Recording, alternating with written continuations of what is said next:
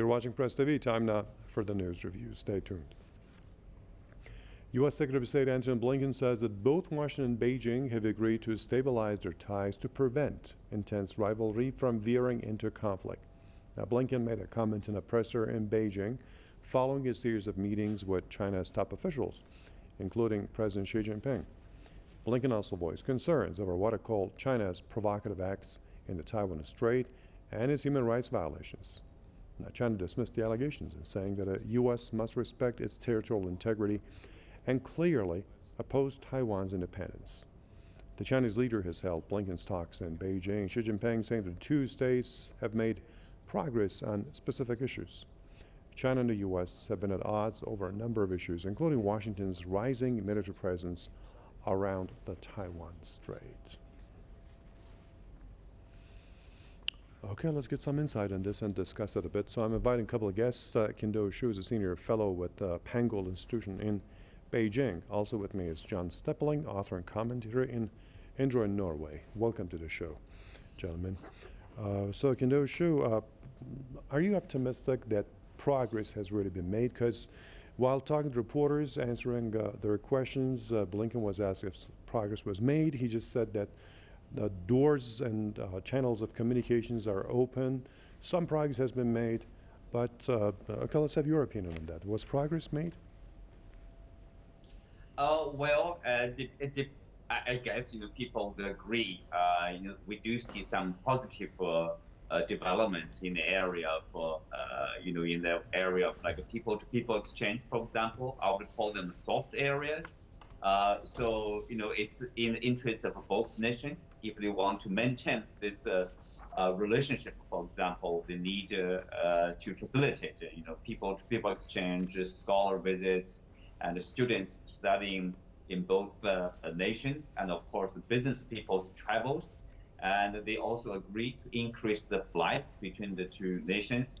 So that all those are seen as tentative progress if they are implemented on the grounds after the meetings.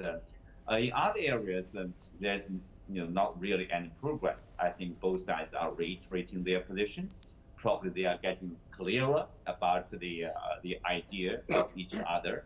I think the fundamental issue is really about the U.S. policy on China, and as they change their policy and accept the rise of China, probably it's very difficult to improve the relationship.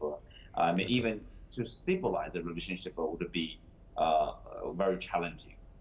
Okay, let me put that question to John Steppeling. John, is there a change of heart on the part of Washington? I mean, are they really getting to recognize China and its rights and its, recognize the fact that it's an emerging power? Can the U.S. stomach it, really?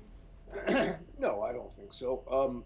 This was an aesthetic change, a change of tone, certainly. I mean, Blinken has in the past been spectacularly patronizing to representatives from China. We can go back to, I think it was March, with the weather balloon that the United States maintained was a spy balloon, and clearly wasn't a spy balloon.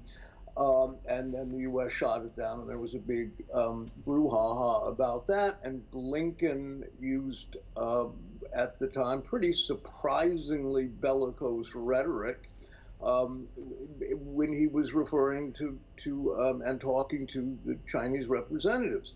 But we could cite a dozen examples. I mean, we could look at the issue in Hong Kong over the last 10 years. We can look at Taiwan. We can talk about the building of naval bases in South Korea, actually the entire Eastern Pacific there, around Japan, Korea, Australia. I mean, the U.S. military presence is everywhere, of course, but it has intensified and sort of encircled China over the last decade.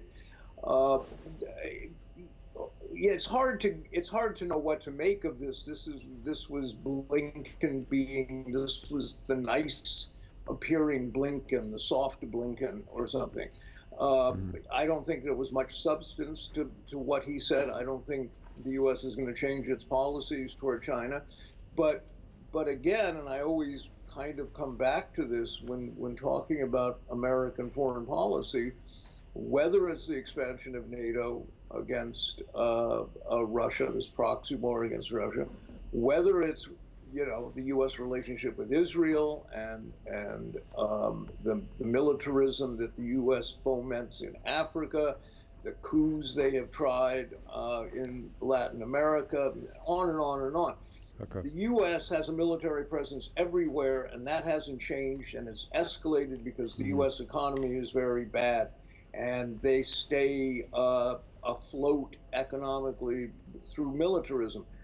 But I think they also know that they can't bully China economically or militarily, and it's a bit of a conundrum for the political class in Washington, because I think they genuinely don't know how to talk about it at this point, because anything that smacks of aggression or threat absolutely rings hollow, and at this point, I think even they realize that. Okay, Kendo Shu, John talked about NATO, and it just reminded me of this news we had the other day regarding Japan also going to have some NATO officers, something in near future.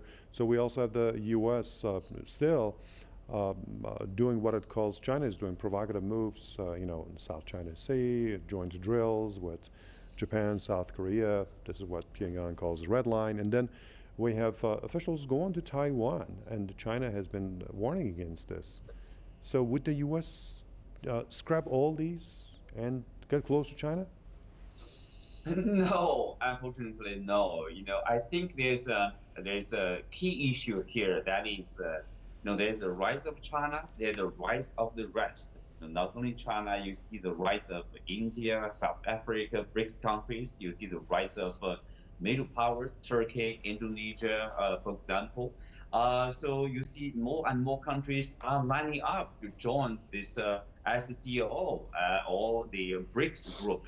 For example, Iran has just become a member of SCO, Shanghai Cooperation Organization. These are all non-Western organization members. This is the rise of the rest. So there is a multipolarity. A multipolar world is here now. But I think people in Washington refuse to accept this new reality, and they feel uncomfortable to face this new reality. So they are doing whatever they can to slow down this process or stop the rise of China. Remember, the U.S. Commerce Minister Gina Raimondo said publicly, the U.S. will not allow China to out-innovate the U.S. Will not allow China to continue to grow faster than the U.S., for example. This is really unfair. I don't think, of course, China will not accept that. I don't think the rest of the world will accept that. If the U.S., they talk about competition, let's have a fair competition. If that's the case, we will not be seeing this hostile action, aggressive actions from the U.S. For example, the establishment of this, half military or military alliance, for example, ARC system between the U.S., Australia, and Britain. They are targeting China, and also they have this Quad system, for example, U.S., Japan, Australia, India. And now they are forming new cliques with the Philippines, Japan, and the U.S. The U.S. is almost focusing exclusively on military alliance in this region, in this Asia-Pacific region, threatening the Chinese sovereignty and territorial integrity. That's a reality.